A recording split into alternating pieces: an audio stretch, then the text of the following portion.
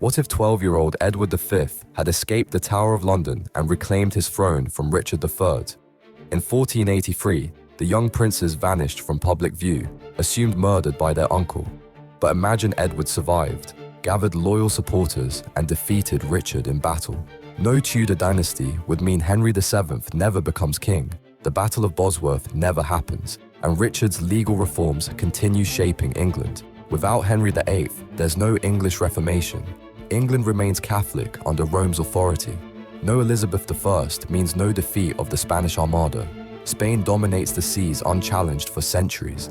English ships never venture to the New World in large numbers. No British Empire emerges to span the globe. Instead of becoming a maritime superpower, England stays a small medieval kingdom. The Plantagenets rule over farmland and forests, not vast colonies. Two rescued princes could have kept England forever in Spain's shadow.